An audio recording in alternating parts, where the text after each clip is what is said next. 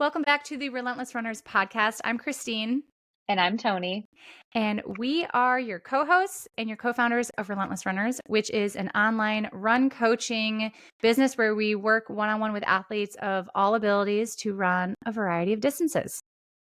And today we are covering a topic that was in high demand. So it was probably about a month or so ago that we polled our Instagram, or I guess asked the question to our Instagram page on what topics they would like for us to cover on the Relentless Runners podcast. And I would say about like 60 to 70%, and I'm totally making that percentage up, was something bump runner related. So whether it was like postpartum running, pregnancy running. And so that just kind of gave us the idea to do a series.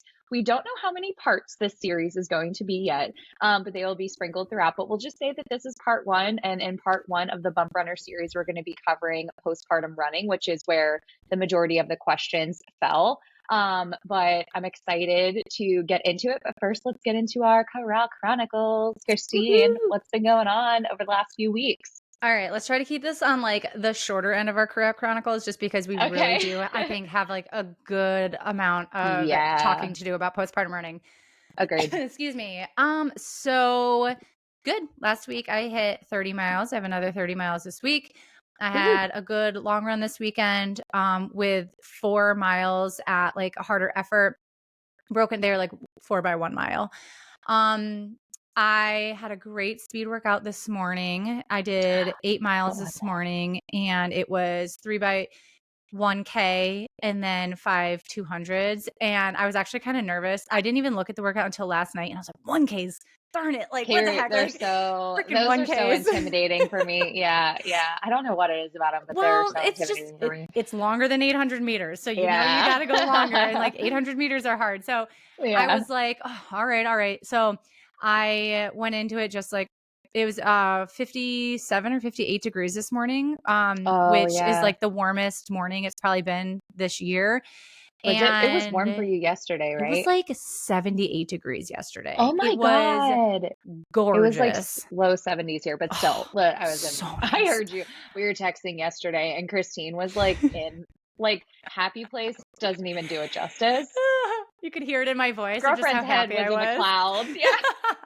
It's because I was outside like all day with Charlie. I was working on my back deck. She was happy. She was playing. The second the kids got home, I sent them right outside after school. We had baseball practice. It was just, you know, when they say that just like the sun can just make you feel better, it's very true. So It was a beautiful day. It was our first nice day of the year up here in Western New York. So I was very happy. So it was a little warmer this morning. Not warmer. Warmer than like yesterday's run. It was 35-ish, 39 or something. And then really heated up. And then it was, 40 degrees difference. And then this morning it was 58. So it felt good. And I wore my new Saucony Endorphin Speed 4s. It's such a mouthful. I have to like think about it. I know. I'm talking Endorphin Speed. Yeah. I love them. My first thought was, so for anyone who knows, like I typically run in Brooks, and my speed shoe for the last year plus has been, even more than that, has been the Brooks Hyperion Max. I did the Tempo before, and then I was running in the Hyperion Max. I wore them. So I haven't worn them, the Hyperion, since the half marathon in January. And then I wore them last week for my treadmill speed workout. Just because I've been wearing my Brooks Ghost for my speed workouts, and I know that that's not very efficient. I was like, all right, I'm just going to wear my Hyperions. And so I wore them, and they're just whatever. But then when I wore the Sauconys today, I was like, ooh, these are so nice. Like they just felt extra springy and cushiony and just more supportive. The Hyperions felt kind of more stiff compared to them. So I'm really excited. And I was listening to your voice message this morning, just saying about I just listened to it. I think it was from like the weekend. Just about, I had asked you about wearing them for long runs and how you love wearing them for long runs and how they last longer. So I'm excited that the Saucony Endorphins will last me 300 miles or somewhere up there, where I feel like my Hyperion Max, I feel like I got less than 200 miles out of them before my feet started hurting when wearing them. Yeah. Well, those are so light, because I tried them and they just didn't work for me, but I did try them, and I tried them for a workout, and I feel like those, and I used to wear the Brooks like launches for workouts like a long time ago. And I feel like when those shoes are just so lightweight, like they're a super lightweight shoe, and it makes total sense why you liked them for speed workouts. But I think that the ones that are just so lightweight like that, like just like a racing shoe, it's not going to last you a long time. Whereas, Sure. yeah, the endorphin speed it's more substantial, but it also is so great for workouts because of I think it's a nylon plate, but I'm so glad Yeah. that you like them.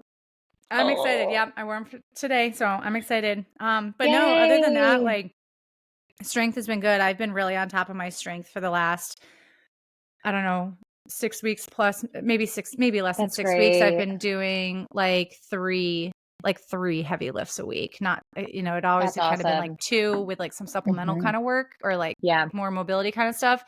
I've been Hmm. doing like 3 heavy lifts a week. And I've been like on that. So That's awesome. I don't even like want to say this, but I have not felt anything in my hamstrings since like I graduated from Yay. PT. It is like, it's not Yep. even on my mind anymore. It is like, so, which is It's always exciting. Yeah, gone. it's gone. See you later. Yeah. See ya. So, anyways, yeah, Yay. good. Things are going good. I'm excited.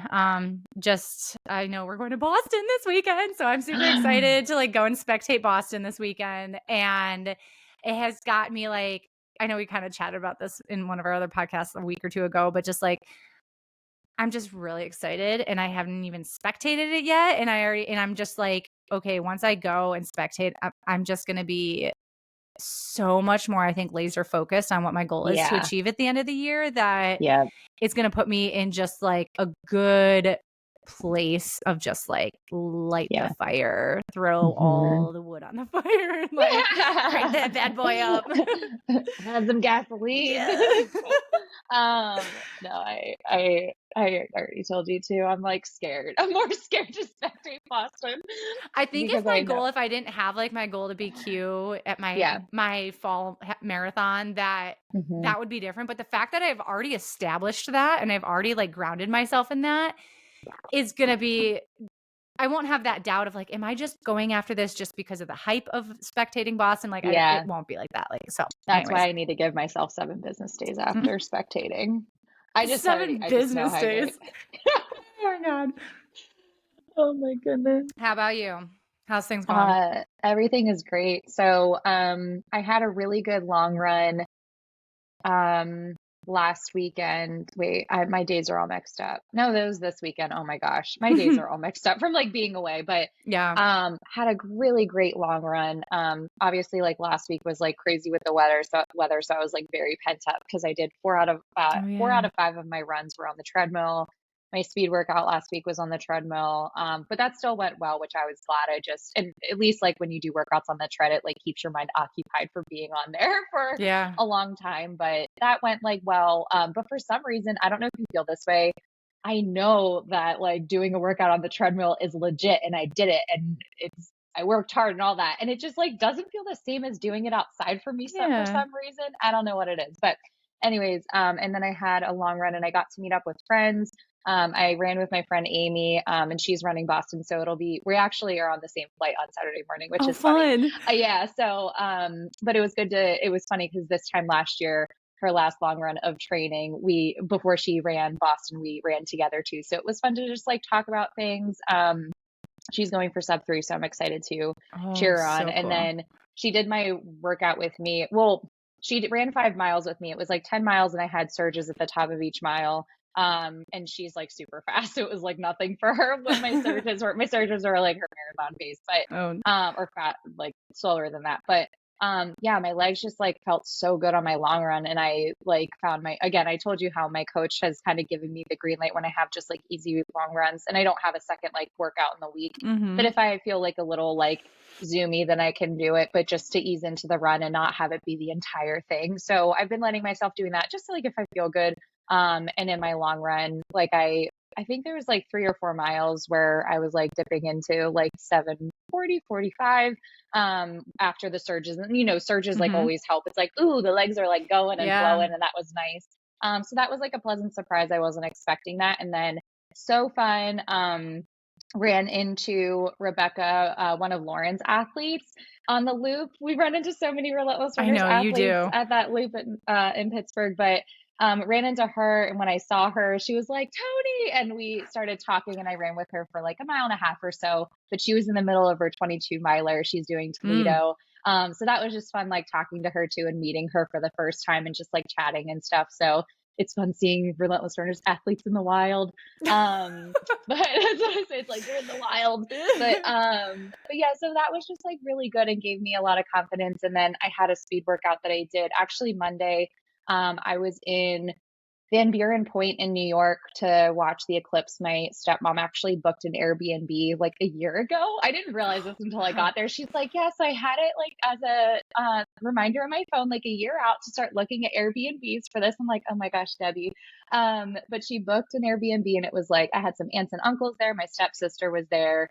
And it was just like so fun. And we just like hung out and did stuff. But while I was there, it's right on Lake Erie. And I had a 12 by 400, like 400, like for my workout, broken up into sections of 3. And it was like a progression style workout, but I did it on the road. And it was like so fun. It was actually, I'm excited to get back to the track. So I was sad I couldn't do it on the track, but still I had such a good time and I felt really good.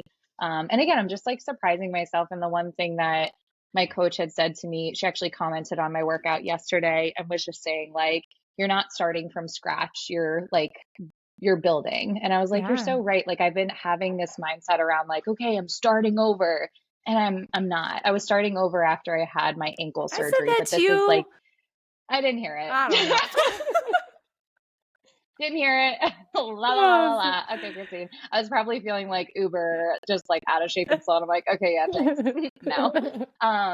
But I think I like believe it now. Like now you're seeing it. Mm-hmm. Yeah. Oh, yeah. good. So I have my first workout, like half marathon pace stuff, like later this week. So a little nervous, but like excited for it. Oh, you'll be good. You'll be good. I'm excited to get back to the track too, because everything has been on the road all winter because it's so dark. It's like a black hole there early in the morning. You said that. Yeah. And I run early, so I don't have any other options. So I am excited once it starts getting lighter out early that I'll be able to go to the track early for my like 5:30 a.m. workouts. I'll go to the track. So I'm excited to get back on the track. But anyways, cool. Let's get into our postpartum running, part 1 of our bump runner series. So Christine, I'm going to like brag about you for a sec. But Christine, if you don't know, she has created a series of running programs called Bump Runner. So it includes a pregnancy running program. There's 2 postpartum programs.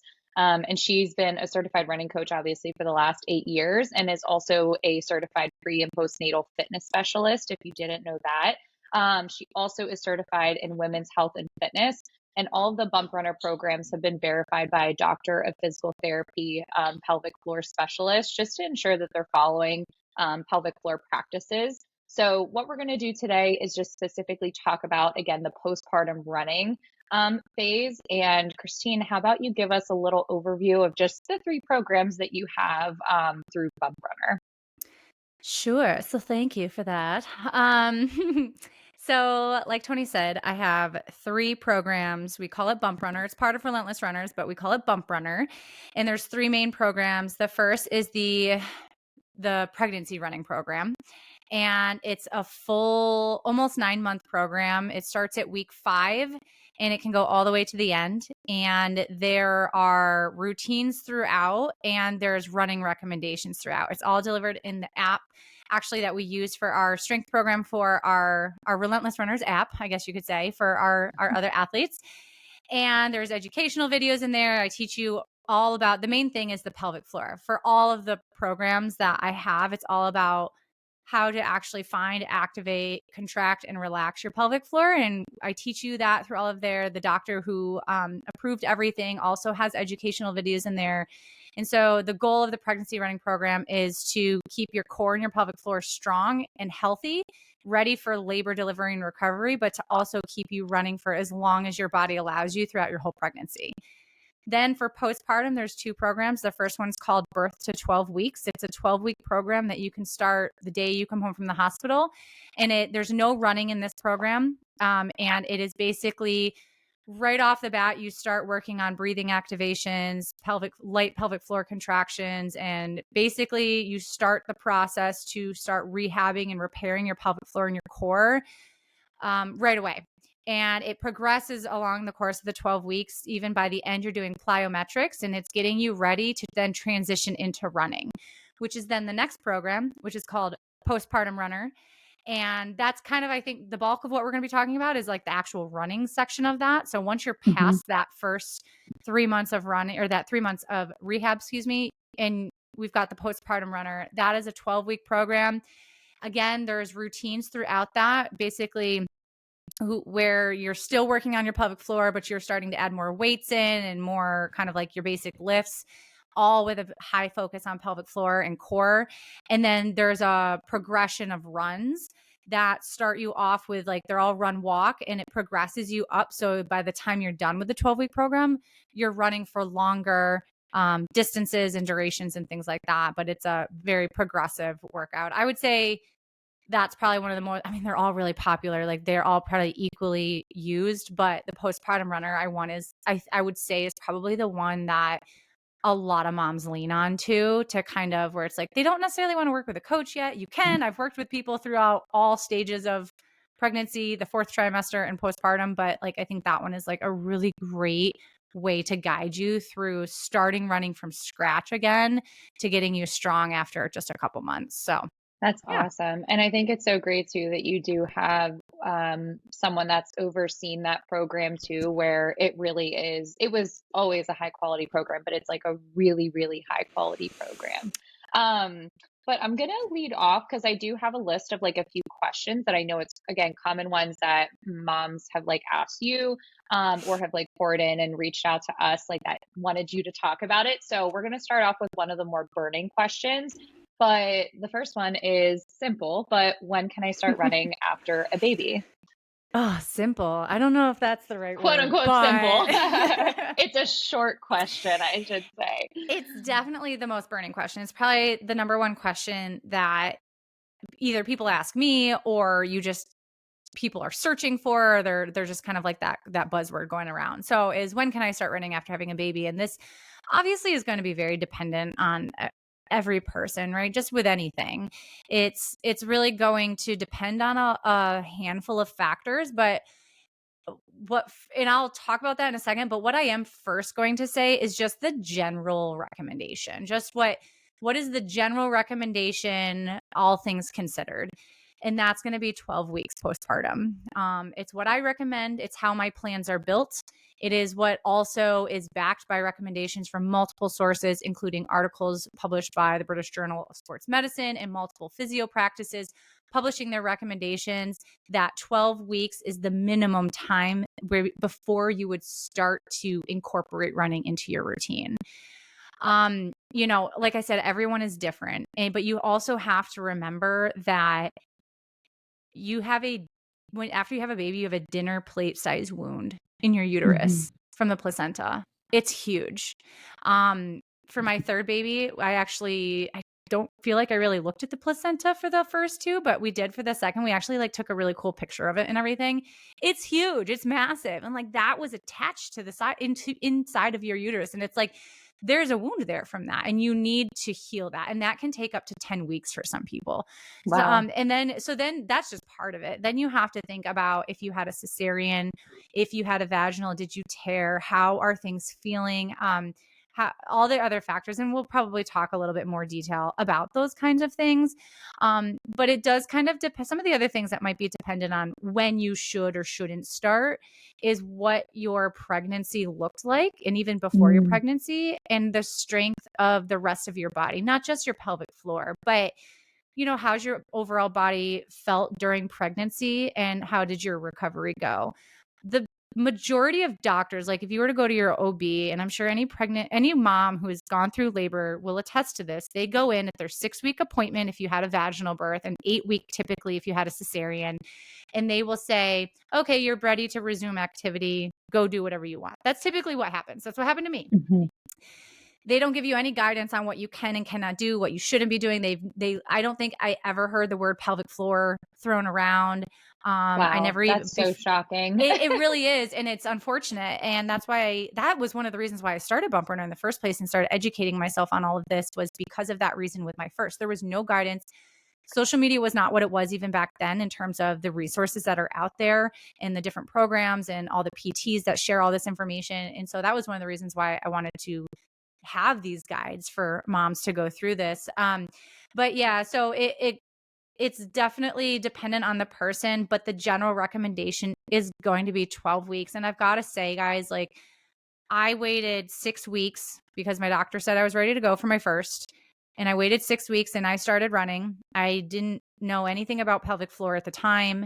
I didn't run through my pregnancy. I ran like half the pregnancy for that one. Had all these pelvic floor issues, didn't stop or didn't start any of that. I stopped running. And then I started up at 6 weeks and I was fine, but I didn't have like a great experience. Fast forward to my third pregnancy. I was very active during my whole pregnancy. I ran, I did CrossFit, I did all the things. I really had a super hyper focus on my pelvic floor health. And I could have run weeks after having a baby. Like I felt like I could have. Like I Mm-hmm. could have. I did the tests, and I can tell you kind of like some tests that you can do to see if you're ready when that time comes. But like I could have, but I chose not to. I chose to wait the full 12 weeks. And like, it's hard, guys. I understand you might be chomping at the bit to get back out there, but you've got to think like long-term health. You've got to think about what's going on inside your body, even though you can't see it. And if you think about like after you run a marathon, right? We talk about you just ran a marathon. There's cellular damage, right? That you can't see, but you know is there. So we encourage you to take 2 weeks off after a marathon and then reverse taper your way back up because your body is still repairing the damage that you just did during the marathon. Even though you feel fine, you're not sore and you can't see There's no anything, DOMs. it Yeah. doesn't mean that your body is not still working to repair itself. And it's this very similar idea, right? That just Mm-hmm. because you may not feel sore, your body is still repairing it. It's still repairing what went on inside of your body. So Yeah. it's hard, but yeah, my recommendation, and not just mine, but more the research backed recommendation by the experts like the PTs and the physios is 12 weeks minimum. Yeah, I remember you saying that too. Just us in conversation a while ago, the difference after having Charlie, compared to after having Carter, and like how early you started the first time. And I remember it was earlier. It was after that that you started educating yourself more and like diving into getting certified and all that stuff. But it was really interesting to for you to like speak to like noticing the difference between the two. And obviously there's caveats to everything. Like you said, it's so individualized, but it is interesting, and I think nice to hear from someone like yourself who is educated that also has that experience of doing the full 12 weeks and half that time essentially, and knowing the Yeah. difference, and also knowing the difference between prioritizing these things compared to just as not for anyone's fault, but just a lack of not knowing, noticing the difference of what it feels like after not prioritizing that stuff. So really interesting. Yeah, and um I think it is like you said, I think it's for my personal gain. The fact that I can compare two mhm, pregnancies, one that I didn't do that stuff and one that I did everything, and I'm not just talking about how my running felt after. I mean, geez, sure. we could peel that back in so many different ways of like how the labors themselves went, how Mhm, the recovery from all of that went, how not just in the early days, but months leading after that, and just like how the mindset was. Like there are so many differences between my first pregnancy and labor to my third mhm. that it's night and day. And that's why I just push all this stuff, because I can see how great to why not set moms up for success? Why not set them up to have a Absolutely. positive experience through all of this? Yeah, for sure. Which kind of leads into my next question. You were like like touching on this briefly a little bit earlier, but kind of like a two-part question. But what is there anything that a mom can do leading up to the point before she were to start running again? And is there any like how does she know when she's ready to return to running, basically?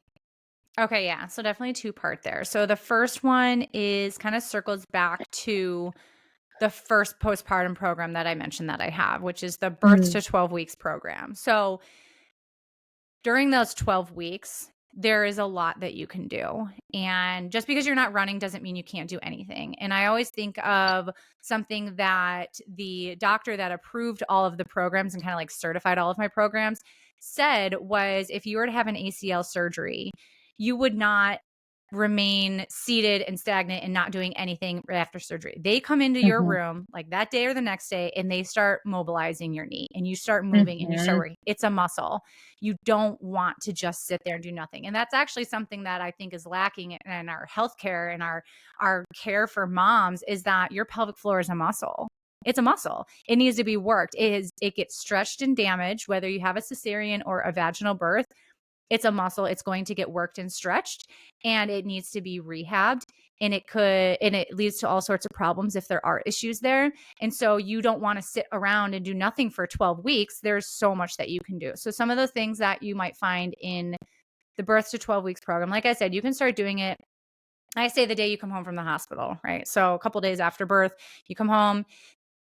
Right off the bat, you can start doing breathing activations where you start working on your breathing, your belly breathing. You start working on lightly activating those muscles again that will feel very, very weak, especially if you had a vaginal birth. They will feel weak. You can start moving those muscles, contracting those muscles, relaxing those muscles, and you can start doing that work to rehab. And that's what you'll find in the birth to 12 weeks program. And then as things start to heal, as you, if you had any stitches or tearing, whether, or if you had the C-section and you have your scar that you're working on and you're recovering from the stitches there's other things that you can start doing aside from just breathing activations. There's so many pelvic floor workouts that you can do. Simple things like the birth to 12 weeks, I don't even call them workouts. I just call them like, hey, let's do some movements, because I don't want you to think of it as like a workout when you have a newborn baby right next to you. But just like I have them, even the videos that I recorded, you're just laying in your bed and you're squeezing a pillow, and that's a cue for you to also be working on your pelvic floor. And I like work you through the whole thing, so that makes more sense than what that just made. But it doesn't have to be overcomplicated. You could be laying in bed, holding your baby, nursing your baby, and still be starting to work on the rehab process. So that's the first part of your question. Then the second part was, how do you know you're ready to return to running? So first things first is doctor's clearance. So there's like a list of things. So the first thing would be, do you have your doctor's clearance? If the answer is yes to this, then okay, let's move on to the next one. There are some exercises and movements that you can do to test things out before you officially go out for a run, just to kind of, test the waters, dip your toe in, see how it feels, and kind of get a good idea. First things first, like no pain. You shouldn't be having pain. If you're having pain down there, you should not be going out for a run. That's only going to make it worse at that point. You should be done bleeding. Most women will bleed for a couple weeks after having a baby, and so you want that to be done. If you did tear and you have any stitches, you want that to be healed. That heals pretty quickly. Same thing with your C-section. You need your stitches to be healed before going out, and then you don't have any like overwhelming pressure. Which one of the ways that you can test that is by doing some different exercises, and I'll say those in just a second. But some of the other things on my list are, can you walk continuously for 30 to 45 minutes with no pain or leaking, like urinary leaking?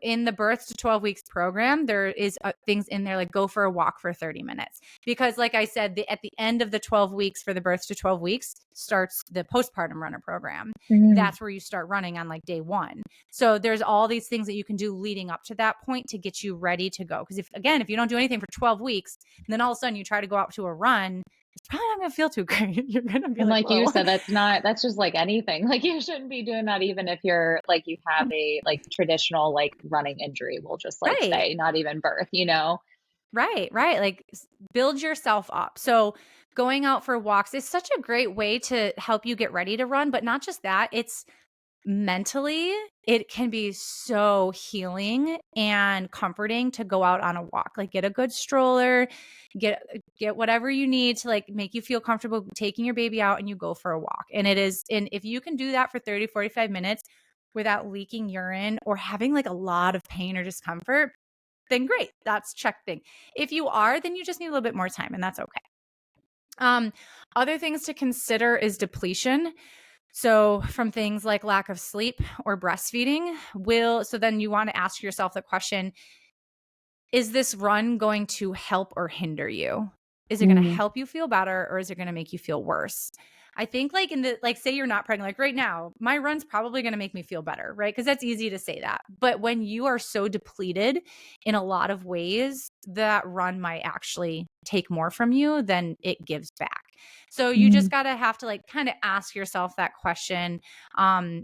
There isn't like a tangible answer to like say that kind of gives you that concrete amount to look for, but you just use your judgment on that one. And I think you'll know when you're like, if the thought of going out and exercising is so overwhelming, then you're not ready yet. But if you're like, oh, I think that I'm really looking forward to this is going to help, then you probably are ready for that. And when you're looking at it from the emotional side of things. Okay. Okay, so if you're feeling ready from all of the above that I just mentioned, right, then there are a handful of movements that you can do to test yourself. And this is actually something that I have in more detail at the very end of the Birth to 12 Weeks program, which is I call it my like return to running postpartum checklist. So I have you go through a series of movements to check off how you did. And you basically tally it up at the end. And if everything checks out, then you're ready to run. But if not, then you might need some more time or some more work. So something like, for an example, could be something like jumping in place on both feet. Like, can you jump in place for a minute on both feet? Okay, great. Can you do it on one foot? Because obviously that's what running is. Can you hop on one foot for 30 seconds to a minute? Can you do it on the other foot? Like, how does that feel? Like, was it incredibly painful? Did you leak urine? Did it hurt? Did you feel like a lot of pressure down there that if you did, that is not going to be any better when you go run. It will be worse. So that just shows you that your pelvic floor is not strong enough to hold the pressure, that all that intra-abdominal pressure that's happening when you're running and you're placing that foot and then all your weight is going down on that. Your body is just not ready for that yet. And your pelvic floor just needs a little bit more strength, which again is the work that you're doing in the Birth to 12 Weeks program, the work that you're doing in all of my programs, really. You just need more time. Some other examples of some things that you could do are like single leg squats from a seated position. So sit down on a chair, put one foot up, and then stand up on one foot. And can you go back down? Those again, those single leg movements showing you your strength or your imbalances in the single leg movements are going to help you see, well, can you take that sort of pressure when you're on a run? Because if your hips are really hurting, and you can't handle the weight of your body being on one hip, then okay, because it's not always about the pelvic floor. Like there's so many other things, like your hips may be out of alignment. That happened to me. I always had to go back to the chiropractor and then the pelvic floor physical therapy, especially with my second one, because my pelvis and my hips would come out of alignment and she just I had to remember you readjust me. saying that. Yeah, and I Yeah. would Yeah. feel off and it would hurt. It would cause me to have like back pain. And so as soon as I would get readjusted, which was super quick for her to do, fine. I was fine. And actually that is something I would recommend that you go do is, for my third before I started running again. So within that 12-week period, I went and I saw the pelvic floor PT and I went and I saw the chiropractor that I had been seeing during my pregnancy because, I had some sciatic pain from sleeping that I resolved from sleeping a different way. But I went and I saw her. I said, I just want to make sure everything is in alignment. And because I knew my hips would get out of alignment. So I got all adjusted. I made sure everything was good. And then I went to the pelvic floor PT and I just kind of like basically had a check to say, all right, how's my strength down there? They have different ways of testing that. And that all checked out. So then I was like, okay, I've got my doctor's clearance. I've got my chiropractor's clearance. I've got my pelvic floor PT's clearance. You don't have to go to those people, but I mean, I don't know. I was ready to I just wanted to check all my boxes. So I did that. Sure. I think too, like because of a lot of people who are listening to this, like a lot of people are your distance runners. And so this isn't something that you're like you could very much well just like go out for a casual like couple miles like here and there, and that's not a bad thing. But I think because like being an endurance athlete, it's not just a matter of like, okay, am I strong enough to be able to go out there for like 30 minutes a couple times a week? Like a lot of you are out there preparing to go out there and run multiple hour long distance races, even a couple hours, and that's a long period of time. And just again, we were saying earlier, just generally speaking, we know and talked about it last week, the importance of making sure that the strength is there to be able to withstand the demands of training and performing. And so it's like having that same mindset and just having respect for one, your body and what it's recovering from, but also two, like having respect for the types of things that you're trying to get back to. So if you are trying to get back to training, and even just like building up and logging like those distances that you were doing prior, just like honoring that. And that's where, again, like being patient and taking the time and doing, I think it's so much better to like just take your time and do things the right way, because and I'm sure you have experience, whether it's like your own experience or working with moms, but when you do rush that process, even if it's coming from a good place of out of pure enjoyment and excitement of wanting to get back to it, sometimes that can like hurt you, and it ends up taking a little bit longer, because when you rush back and then something like pops up because your body wasn't ready for it, it's like just do it right the first time. You know what I mean? Take Yeah. your time the first time. Yeah. But that's like super, super helpful. Yeah. Um, It's hard, and I understand that. Like I have to drop my, I don't know if I should call it like my bumper or tagline or something, because I say it literally all the time. But that pregnancy running teaches you humility and mm, postpartum running teaches you patience.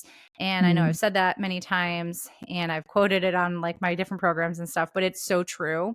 And I think that's one of the things that gets really hard about postpartum running is we're like, okay, well, I don't have to be easy on myself because I don't have a baby inside of me anymore. So now I'm ready to go and I want my paces back and I want to feel the way I felt before. And we lose sight of just the patience that's required to get back into things. And so we rush things because we want to get back out there. And I completely understand that, right? But in the grand scheme of things, and like the long term, if we step back and look big picture, just staying a little bit more patient and just doing the things that are like the not sexy things, like the pelvic floor work and like just the things like as distance endurance runners, we want the hard stuff that like makes us that like is mhm. hard, right? Well, laying in your bed and doing breathing activation sounds boring. I get that. I totally get that. Like that's why I can't do yoga, because I need more high intensity stuff. Like I need like that CrossFit high endurance work stuff, right? And so I get that, but I'm telling you, if you invest in yourself, your body will thank you later. So For anyway, sure. That's super helpful. Thank you for sharing that. Now pivoting to another question. So when it comes to the running itself, how is the program Postpartum Runner structured? yeah, so this is going to be run walk intervals. So the very first run is I think it's technically on like day 2. The first day of the program is all about like education. Day 2 starts the running, and it starts at 1 minute run, 2 minutes of walking, and it's a total of 15 minutes. That may sound like not a lot, but it's in it, you might think it's more on the conservative side, but it also might be on a more of an aggressive side for some people, where 1 minute of running nonstop might be long for them. And so again, this is a standard program. Like this isn't one-on-one coaching with me, right? Like that would be different. But so this is more of a standard program that you might need to tweak a little bit based on how you're feeling, but it's going to progress from there. So like day 1 is run 1 minute, walk 2 minutes, total of 15 minutes. So you're going to do a couple rounds of that. And then as the days go on, there's I think 3 run days in postpartum running, and then there's 4 of those workouts that I was talking about. And each one of those runs is going to progress, where basically the total duration will increase, the run time will increase, and then the walk time will decrease. Like by the end of the time, like the goal is to run for longer, walk for less, right? Like that's the goal. The whole program though is going to give you run, walk, and it just continues to progress on itself. And I have found that to be helpful for a couple of reasons. The first one being you could just say, okay, and this is what I did my first postpartum. I was like, all right, I'm going for a run. I had no structure whatsoever. I was just like, I'm just going to go and see what I can do. I still remember it to the day. I still even remember the picture, like the selfie I took with my dog after, because it was like my first run back postpartum, right? And I still Yeah. remember how absolutely hard that run was, and just like defeating that run felt. Whether I had a run walk interval work or not, like I think it's always hard. I think just going into it knowing it's going to be hard is just probably going to be helpful for you to know. But um I would just go. And I guess you could do it that way, but this is why I like the run walk, because one, it gives you structure. You know what to expect. You are allowing yourself to walk, which I think as runners, we sometimes think that walking is bad because we're trying to run. And so by allowing yourself the grace of that walk time, it kind of sets you up to be like, I'm allowed this. My body needs this. This is okay. And they're telling me to do this. So it's okay. And it just kind of like takes that, like it lifts that burden off your shoulder of like, oh, I'm walking. The other thing too is your pelvic floor, again, is a muscle, and muscles can only take so much sometimes. So in the beginning, your threshold of running, which again, you're increasing that intra-abdominal pressure. So it's taking more of a force from the running itself because you're pounding the pavement as opposed to walking. Your muscle is going to have a threshold before the point of which it's going to give out, which again is something to look out for, that you might start, if say for the first 10 minutes of running, you don't feel any leaking or anything, but at the 10-minute mark, you start to notice a little bit of leaking urine. Okay, great. That's your threshold right now. Now you know your muscles can handle 10 minutes of that pressure before it can't. That's where you need to back off. And then you can continue. And then through the work that you're doing, that muscle will gain strength and your threshold will rise. It's the same thing with pregnancy running too. I talk about that in the pregnancy running program about leaking, while running and what your threshold might be. It doesn't mean you're done running. It just means you found your threshold and now you need to work with that. So again, it starts off again more conservative, but by doing the run walk, it's going to also allow you to go a little bit further. Say you were to go out for 15 minutes of running at a 10-minute pace, you're running 1.5 miles nonstop, right? 1.5 miles nonstop, your first run back postpartum, is probably not going to happen for most people. Some people it will. I certainly know some people who could just like go out and run, whatever. That's not the majority though. So by doing a structured run walk, you're getting a total of 15 minutes. You're out there for 15 minutes. Whereas if you were to just go out and run for as long as you could without stopping before you're done, that might be 5 minutes. You might get a 1/2 mile in before you're like, okay, I'm done. I can't, like I ran as far as I could before I needed to stop. And now I'm gassed and I'm exhausted and my body hurts because I just kind of went all out. So you got 5 minutes running as opposed to 15 minutes of run walking. And so you're able to go further and just kind of extend that time that you're out there to give your body and your muscles that time to catch up through the walking. Yeah, that's really helpful. And you also touched on something I know we were like gonna talk about too, but it's like really helpful to understand that, like how you're talking about that threshold, because that was another Mm. question too, is like, what are issues that can pop up once you return to running? And you were talking about like the pressure in the pelvic area, leaking, and just how to identify that threshold. And it makes sense too, how it's like, once you identify that, understanding that, okay, like that's where you're at right now, but continuing to prioritize the work that you're putting in, like that's going to also develop over time too. But is there anything else that you want to like add to that? Just talking about potential issues like once you return to running? Um, I think the main, I think there could be a handful of couple of things that could pop up. I think the most common one though is the leaking of the urine. And you hear moms joke about it all the time, right? Like, Hmm. oh, I can't go on trampolines anymore, or coughing or sneezing and I pee. And it's like, okay, that's common, but it's not normal. And I think that that's Hmm. what everyone needs to remember is like, yeah, it's super common because, obviously your pelvic floor takes a beating when you're pregnant, but that doesn't mean that it's normal. You shouldn't be Hmm. doing that. And if you are, take this as your sign to go see a pelvic floor physical therapist or to start working on your pelvic floor. And by that, I mean more than doing just Kegels. That's not what it is. So, and I think the other side of it is just, if you take one thing from this too, is if you are leaking urine when you're trying to go out and run, it doesn't mean all hope is lost. See, this also applies to pregnancy running as too, is like, it doesn't mean that all hope is lost and that you're just not ready and that your pelvic floor it doesn't mean that everything is done. It just means, again, that you found that threshold. So just keep an eye on the clock. As soon as you notice it, you're like, okay, well, how far in did I get? Okay, great. That's my threshold. Now, next run, I'm probably going to stay right around that threshold, because you don't want to continue running on that fatigued muscle. You don't want to like Hmm. necessarily keep going and just keep breaking that muscle down a little bit more. What we want to do is the stuff behind the scenes, not on the run, but like on the mat or wherever, and you're doing that pelvic floor strengthening work. That's what's going to then translate into raising your threshold when you're out on a run. So just don't think that all hope is lost if you are experiencing that. It just means we need a little bit more work. Okay, awesome. Thanks for diving into that a little bit more too. Another question too is what's a mistake that you tend to see women make during their postpartum running journey? I would say three main things. The first, again, is not paying attention to pelvic floor, even if they aren't having pain issues. So Yeah, because you wouldn't think some, like, oh, if I'm not having any issues, I just don't need to prioritize it, I guess. Like that would be my right. first like that. Yeah.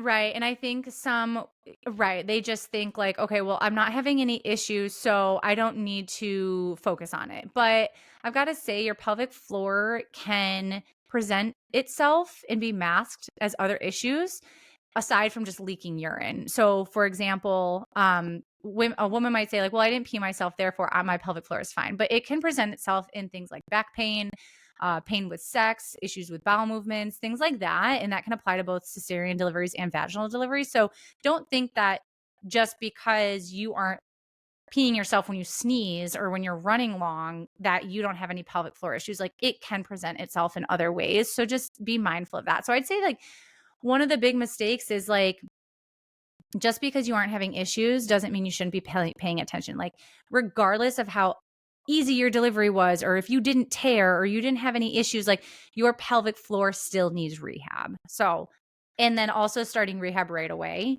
in the early days. Kind of going back to that, like that ACL example of like, Yeah. don't wait 12 weeks or when you decide to start running to start working on that muscle. It needs the tender love and care like right away. So that would be one. The other one would be returning to running too soon. I think that's kind of a given of just like Yeah. rushing the process, getting out there too soon. And then as a result, they have kind of exacerbated their issues with pelvic floor issues, things like that.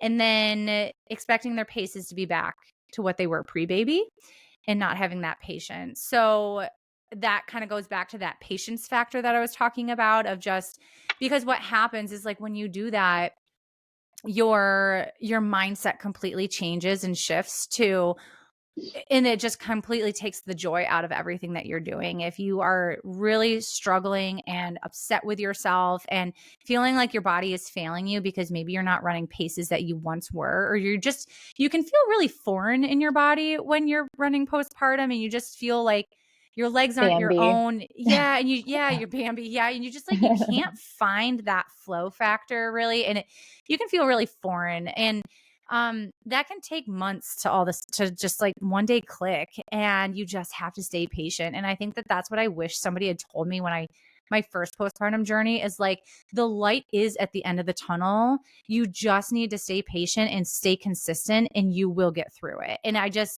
wish that somebody had told me that because I truly felt like, oh, well, this is just how I'm going to feel for the rest of my life. Like, this is just my new body and that's okay. I just need to accept it. And running's just never going to feel as good. And that's not true. So, yeah, Yeah. just stay I patient. I think this last year has like kind of, or I guess year and a half has like shown me that too.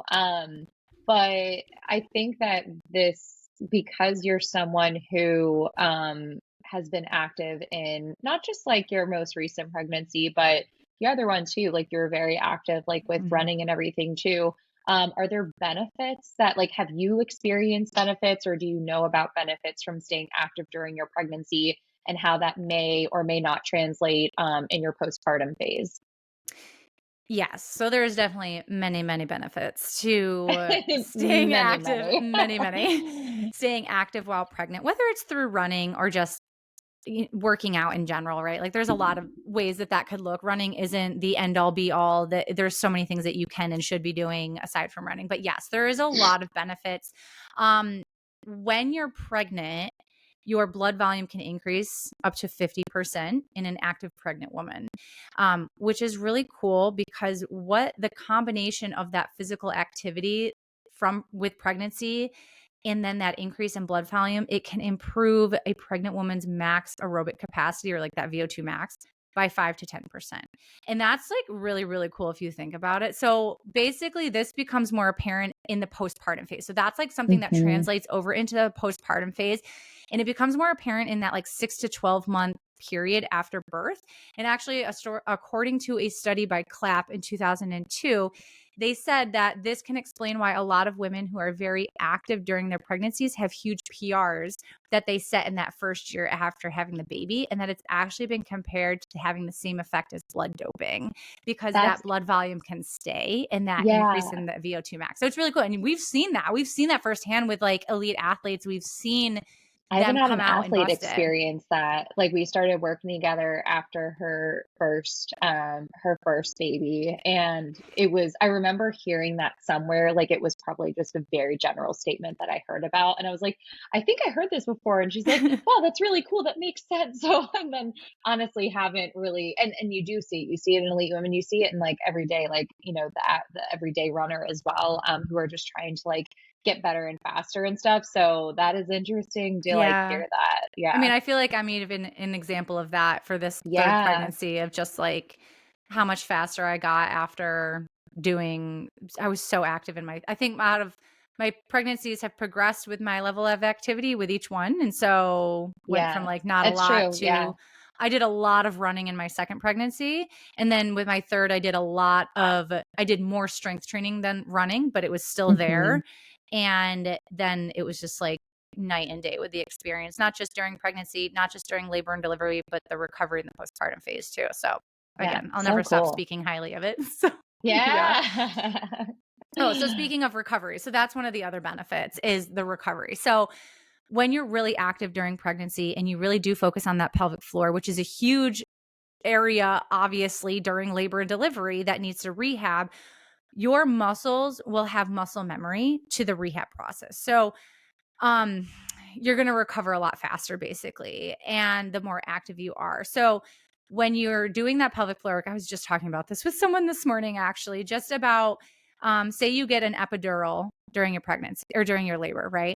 And you've never touched your pelvic floor in the sense of muscle contraction or relaxation. You don't really know how to activate those muscles. You have to learn how to find them first, which is something that I teach in the bumper program. Is like, how do you even find those muscles and how do you use those muscles the right way?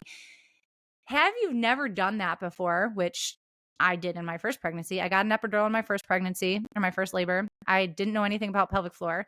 And I remember them being like, push. And I was like, okay, I don't know what you mean by that. Like, it was like, what, how, I can't feel anything. I can't feel a Yeah. single Yeah. thing. Like, what, I don't know how to find those muscles to actually push.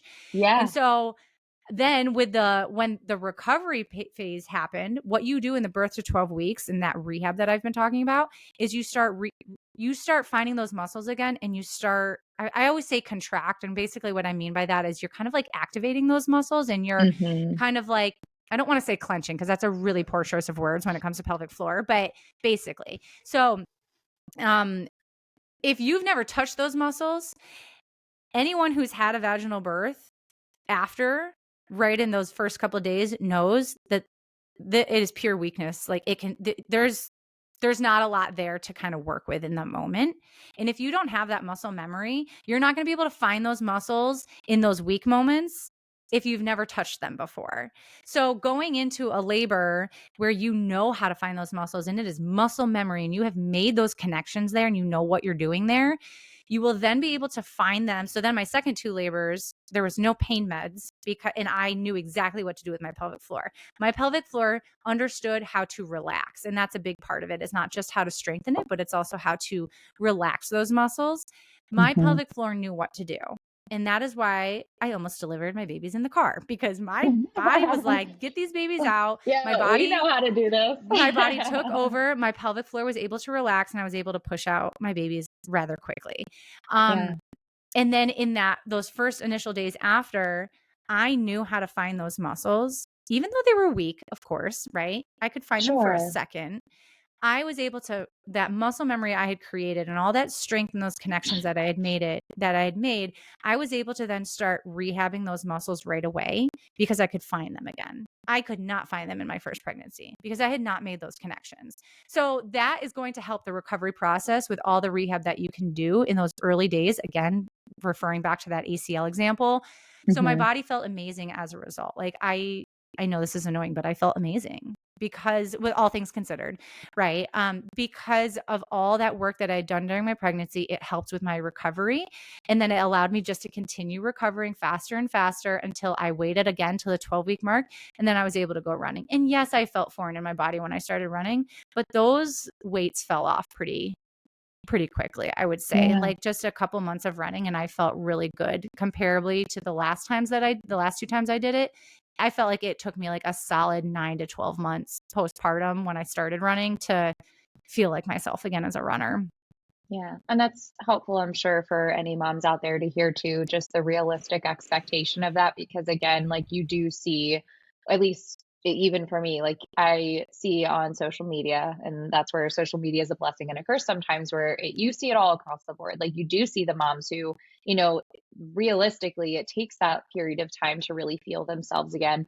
And you also see the other side of things where you see people taking on some like big ass distances like pretty early on in their postpartum journey, and they seem to be out there and crushing it and like everything is going great, and like the pieces come back, and that can feel, I'm sure, really defeating as a mom if you are the one on the, I don't want to say the opposite side of that, but Mm-hmm. just like the other end of it, where it's like that's just that's not your experience and your reality.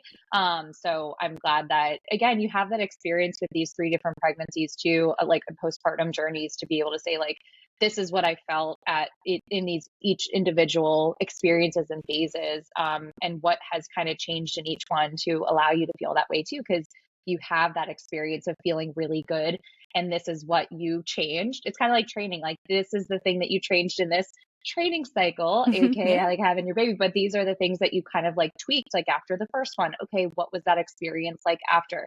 This is what you shifted again. And for you, this last time, like you said, it was more of an emphasis on strength training. You did a lot of CrossFit. You still got out there with friends, like, you know, as well, and we're consistent in that, but it just running wasn't on the forefront like it was with your Mm-hmm. second one. And that's the result that you had and your Mm-hmm. experience that you had afterwards. So, at least for me too, that like, I think of in the future, like if I'm able to like, you know, have kids and stuff, like I want to, but I think of like, okay, like I would like to be able to run like through my pregnancy, but even if that's not going to be as much on the forefront, and whether that's like by not by choice or if it's because enjoyment is coming through with wanting to Mm-hmm. prioritize strength as a runner, it's also nice to hear like, okay, I can have the shift and focus like in that period of time, and it still it can impact things in a positive way afterwards. Yeah, Um, absolutely. yeah. Now to wrap things up, I think that this is a good question to end on. So, what's the number one thing that you would recommend to a mom starting back up running after having a baby? What is the one thing that you would say to them? I'm going to say actually three things now because I thought of something when you were just talking. So we're going to say three things. First thing, I've actually already said this a couple times, so I won't harp on this one, but that stay patient factor. Stay patient. Give your pelvic floor, the core, and your core the attention that it needs, even if you're not having issues. The patient thing, if you want to actually enjoy this process and not swear off running forever and not hate every second of it, and then start to resent your body as a result of it not doing what you want, then I just highly encourage you to stay patient and know that the light will be at the end of the tunnel if you invest in yourself by giving it the love and the time that it needs. The second thing, I actually haven't talked about this yet. So this is really important too. But the second thing is to warm up your pelvic floor before every single run. And that is actually something in the postpartum runner program is I have a separate task basically assigned to every day that's a run day, and it's a pelvic floor warm up. And it's basically just like if you were to do a dynamic warm up to go run normally, you're going to do the same thing, but we're going to add in some pelvic floor work to wake up that it's a muscle, right? Like we talk about, Hmm. hey, let's get everything firing on all cylinders. It's the same idea with your pelvic floor, and that is part of the postpartum runner program. I actually still do it to this day. I think it's just I've done it for so long that it's just like It's it's just things that I work. It's habit. totally um and so that's really important. Like give yourself like put all the odds in your favor of just like, setting yourself up for a good run. And then the third thing I just thought of when you were just talking about social media is social media, like you said, can be really beneficial, but it can also be really toxic for so many different reasons, right? Yeah. But when you're in more of a vulnerable mental and emotional state because of what you're going through in your fourth trimester, which I think is the hardest trimester out of all of them personally is the 4th trimester, which is again those first 3 months after having a baby. It still counts. That is, you can be more vulnerable with the way you ingest things, by the way you digest things, by the way you see yourself and see others. There obviously is a lot of highlight stuff on Instagram, right? Like, it is what it is. You're going to see moms who are running very shortly after having a baby, just because and I can think of some right off the top of my head right now. And just because they're doing it does not mean that you should or you could. Doesn't mean they should be, but then again, you don't know their story. They might be fine. They might have done all the things we talked about plus some, and they're fine. I don't know. Like, you never know everyone's story. I wouldn't sit here and judge them because I don't know. We don't know their story. But what the point that I'm trying to make is, just because you see someone else doing something doesn't mean that you should be doing it. And it also doesn't mean that you're like failing or not living up to the standard that is being set by Instagram. Okay. They could be having all sorts of issues on the back and you don't know, but that's not shared, right? Like, you just never know what someone's going through. So if it's getting to a point where, as you're going through this return to running and you're kind of getting back into things, or even in that first like couple months when you really want to run, you feel like you could, but we kind of circle back to what we talked about, right? Like, just because you feel good doesn't mean you should.